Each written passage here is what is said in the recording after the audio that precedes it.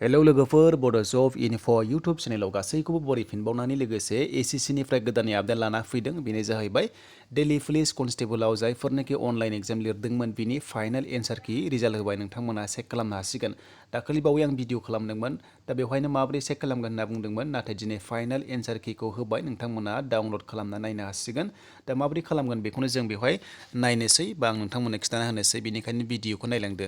दा बेखौ जों नायनोब्ला अफिसियेल पेजाव फैनांगोन एसएससिआव। दायो आं अफिसियेल पेजाव फैबाय बिनिफ्राय नोंथांमोना अफिसियेल पेजाव फैनाय लोगो लोगो गाहायाव बोख्लायनानै लेटेस्ट निउसाव नोंथांमोना बेवहाय नायदो। दा बेवहाय नै नुनो मोनबाय दा बेवहायनो क्लिक खालामना होदो। बेवहाय क्लिक खालामनाय लोगो लोगो पेजआ गेवना फैसिगोन बेखौ डाउनलड खालामदो नटिफिकेसनखौ। दा नटिफिकेसननि गेजेरावनो जोङो एन्सार किखौ नायनो हागोन।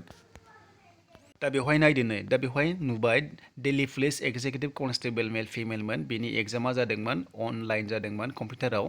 दा बे नायदो नै बिनि अनलाइननि रिजाल्टखौ होबाय बा एन्सार किखौ होबाय आरो बेखौ नायनानै भेलिडिटि दङ बेनो जाबाय 25 मार्चनिफ्राय लानानै 15 एप्रिलसिमल' थागोन बेनि गेजेरावसो नायनो हागोन।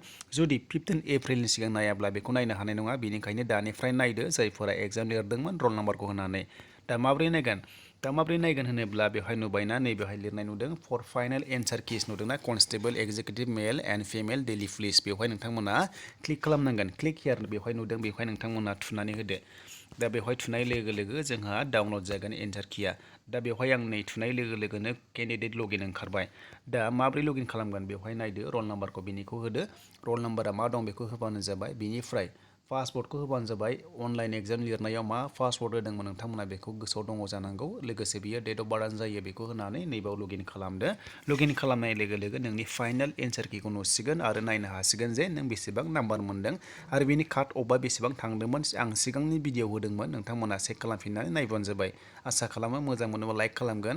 आरो एसएससि जिडि कनस्टेबल दायो ओंखारगासिनो दङ बिनि अनलाइन एप्लाइआ 25 मार्चनिफ्राय जानो गोनांमोन एबा दिनैनिफ्राय जानो गोनांमोन नाथाय दायो एप्लाइ लिंकआ एक्टिभ जाथ'वाखै। दान्दिसे समनि उनावनो एप्लाइ सोलिसिगोन बेनिखायनो एसएससिनि आपडेट होयोब्ला नोंथांमोना भिडिअखौ नायनो दाबाव। आसा खालामो मोजां मोनोबा लाइक खालामना होदो लोगोसे आंबो भिडिअखौ बेवहायनो दोनथ'बाय।